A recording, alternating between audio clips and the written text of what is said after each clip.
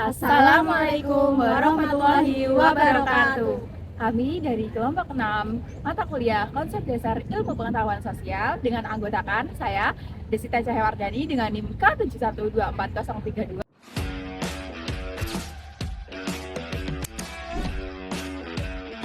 dan rekan saya Dani Prida Yulaika dengan NIM K71240044.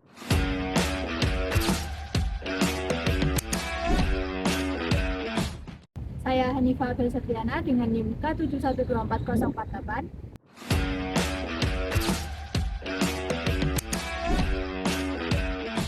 Di sini kami akan menyajikan sebuah video mengenai sejarah Benteng Fredeburg.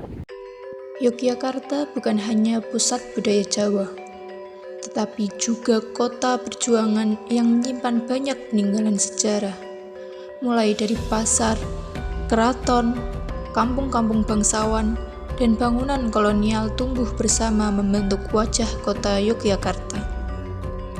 Di antara semuanya, berdiri Benteng Fredeburg, ikon kolonial yang bertransformasi menjadi pusat edukasi.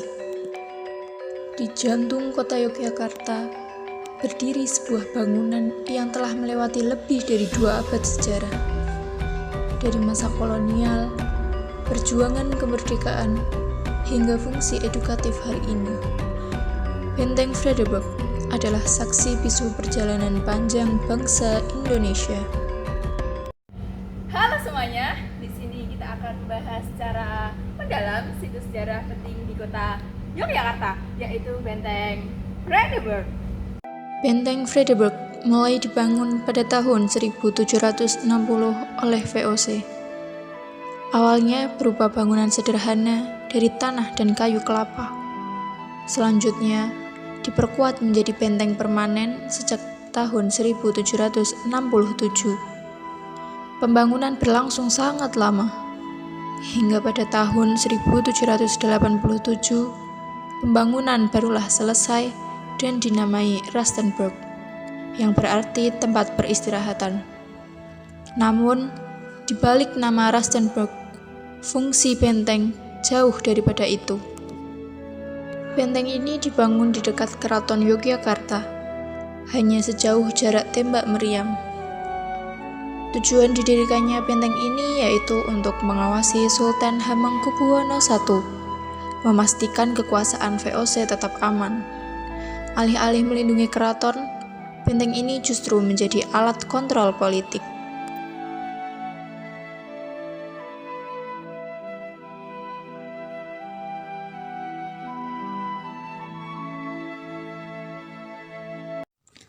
Dalam Benteng Fredeburg terdapat 4 diorama. Diorama pertama membawa kita ke masa-masa awal abad ke-20. Dalam diorama ini memperlihatkan gambaran ketatnya kontrol pemerintahan kolonial Belanda di seluruh Nusantara. Berbagai adegan disajikan, mulai dari upacara militer Belanda di dalam benteng ini sendiri, hingga eksploitasi rakyat melalui sistem kerja paksa. Di balik gambaran penindasan ini, terselip benih-benih kesadaran. Generasi muda mulai bangkit, tidak lagi dengan senjata tradisional, melainkan dengan pena dan organisasi. Mereka sadar, melawan kolonialisme membutuhkan kecerdasan dan persatuan. Dari sini, akan melihat representasi berdirinya organisasi modern pertama, Budi Utomo, pada tahun 1908, yang menjadi tonggak awal kebangkitan nasional. Juga digambarkan peran tokoh-tokoh pergerakan awal di Yogyakarta. Inilah masa di mana perjuangan bergeser dari kedaerahan menuju visi kebangsaan yang utuh.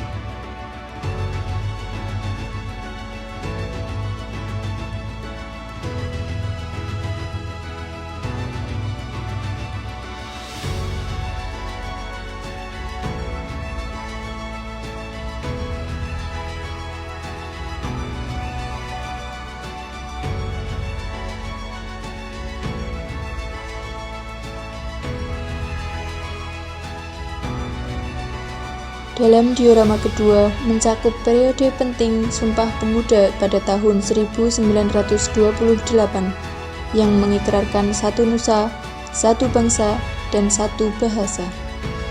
Kemudian, di sini akan memperlihatkan transisi dramatis di tahun 1942 saat Belanda menyerah dan Jepang mengambil alih kekuasaan. Sumpah Pemuda adalah janji suci, sebuah penyatuan identitas. Setelah bertahun-tahun dipecah belah, bangsa ini menemukan satu suara. Energi persatuan ini, meskipun sempat direduksi oleh pendudukan Jepang, tak pernah padam. Di bawah pendudukan Jepang, kehidupan rakyat semakin berat. Benteng Fredericburg sendiri beralih fungsi menjadi markas Jepang. Namun, kondisi ini justru mematangkan mental para pemimpin bangsa. Di sini akan memperlihatkan penggambaran persiapan kemerdekaan seperti sidang BPUPKI dan PPKI. Diorama ini menunjukkan bahwa kemerdekaan bukanlah hadiah. Ia adalah hasil dari kesabaran dalam tekanan, kecerdikan dalam berdiplomasi dengan penjajah, dan keberanian para tokoh yang puncaknya terwujud pada tanggal 17 Agustus 1945.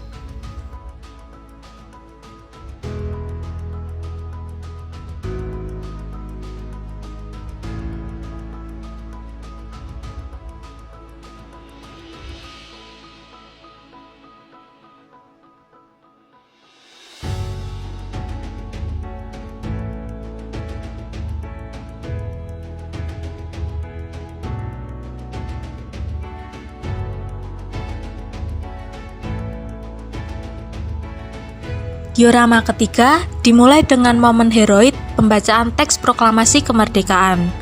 Namun, kegembiraan ini tidak berlangsung dengan lama. Belanda datang kembali dengan membonceng sekutu. Masa revolusi fisik pun dimulai. Pada diorama ini menyajikan gambaran pertempuran-pertempuran sengit di berbagai daerah dan perjuangan diplomatik di meja perundingan. Ini mencakup perjanjian Linggarjati dan pecahnya agresi militer Belanda I pada tahun 1947 yang kembali mengancam eksistensi Republik Indonesia.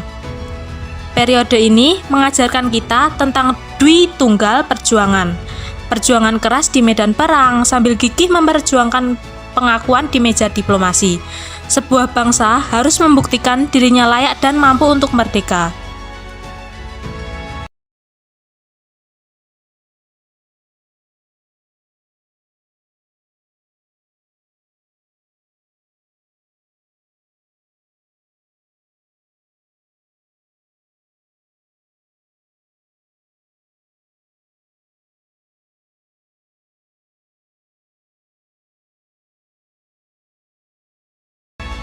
Diorama keempat memvisualkan fase paling genting. Pada Desember 1948, Belanda melancarkan agresi militer II, merebut kembali Yogyakarta, dan menangkap para pemimpin republik. Semangat perjuangan sempat diuji, namun perlawanan rakyat tidak pernah padam. Bahkan, saat pemimpin ditawan, rakyat tetap berjuang. Pemerintahan darurat dibentuk, dan puncaknya, serangan umum 1 Maret 1947 berhasil merebut kembali Yogyakarta selama 6 jam. Ini adalah pesan keras kepada dunia bahwa Indonesia masih ada. Dampak serangan umum 1 Maret membuka mata dunia internasional. Akhirnya, setelah melalui perjanjian Rumroyen dan konferensi Meja Bundar, Belanda secara resmi mengakui kedaulatan Republik Indonesia pada 27 Desember 1949. Keempat diorama ini adalah cerminan utuh dari tekad bangsa, dari nol hingga menjadi negara yang merdeka dan dihormati. Benteng Fredericburg kini menjadi sebagai museum, sebagai penanda bahwa sejarah adalah guru terbaik. Tugas kita adalah mengingat, menghargai, dan meneruskan semangat perjuangan itu dari masa kini.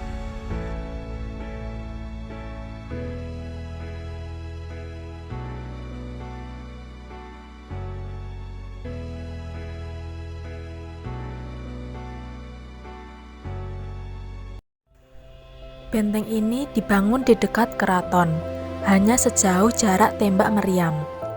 Tujuannya untuk mengawasi Sultan Hamengkubuwono I, memastikan kekuasaan VOC tetaplah aman. Alih-alih melindungi keraton, benteng justru menjadi alat kontrol politik. Dalam perjalanannya, benteng tidak hanya berada di tangan VOC. Inggris menguasai pada tahun 1811 sampai 1816. Lalu Jepang pada tahun 1942 sampai 1945, dan seterusnya itu adalah Indonesia. Setiap penguasa memberi fungsi masing-masing, seperti markas militer, gedung museum, rumah sakit, hingga penjara politik. Setelah Indonesia merdeka pada tahun 1945, Benteng Vandenberg menjadi markas Tentara Keamanan Rakyat. Namun, pada agresi militer Belanda II pada tahun 1948, benteng ini menjadi sasaran pengeboman. Belanda merebutnya dan menjadikannya markas intelijen IFG. Benteng ini menjadi target penting dalam serangan umum 1 Maret. Pasukan Indonesia menyerang dari berbagai penjuru. Serangan ini menunjukkan kepada dunia internasional bahwa Republik Indonesia masih ada dan mampu melawan. Hal ini memperlihatkan bahwa Benteng Fredericburg memegang peranan besar dalam strategi militer. Gagasan untuk mengubah benteng menjadi pusat budaya muncul dari Ki Hajar Dewantara. Walau sempat tertunda karena gejolak politik, proses revitalisasi dimulai pada tahun 1980 dan selesai pada 1992. Benteng Fredericburg akhirnya diresmikan sebagai Museum Perjuangan Nasional.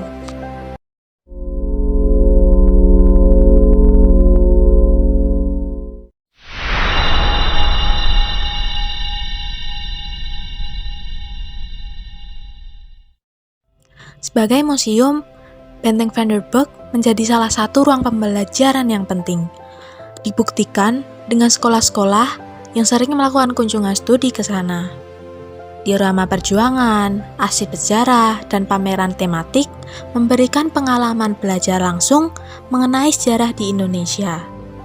Dengan letaknya yang strategis, yaitu di pusat wisata Malioboro, Museum Vandenberg menjadi magnet wisata. Kehadirannya mendorong sektor UMKM, pedagang kaki lima, hingga pemandu wisata. Ekonomi lokal berkembang pesat berkat arus pengunjung dari berbagai daerah.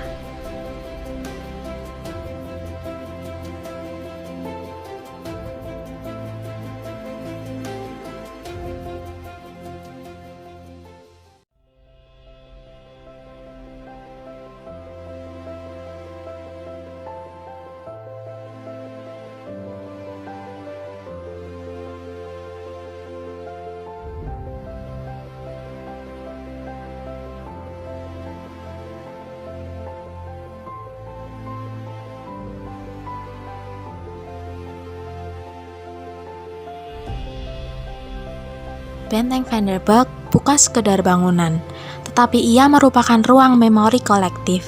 Ia menghubungkan masa lalu dengan masa kini melalui pameran seni, kegiatan budaya, hingga pendidikan sejarah di Indonesia.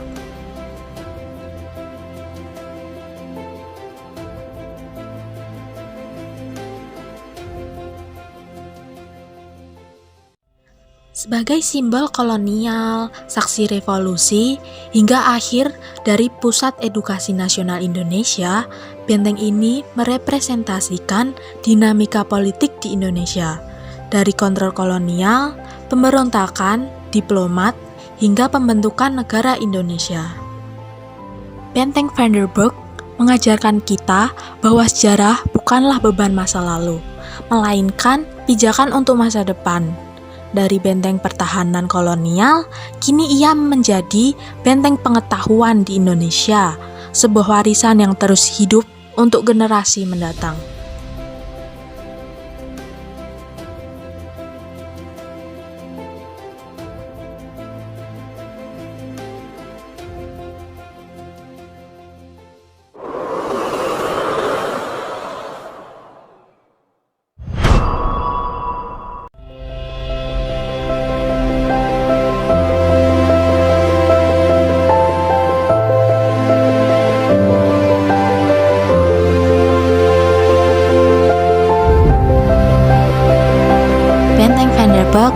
sekedar bangunan, tetapi ia merupakan ruang memori kolektif. Ia menghubungkan masa lalu dengan masa kini melalui pameran seni, kegiatan budaya, hingga pendidikan sejarah di Indonesia.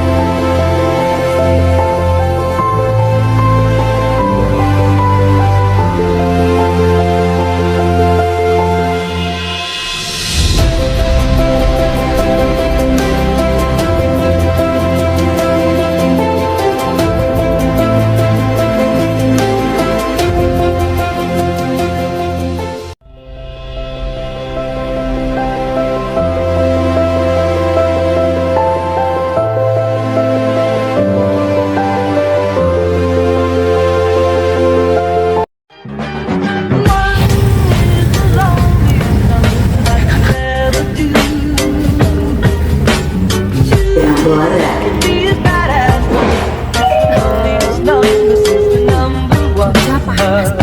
Mencoba.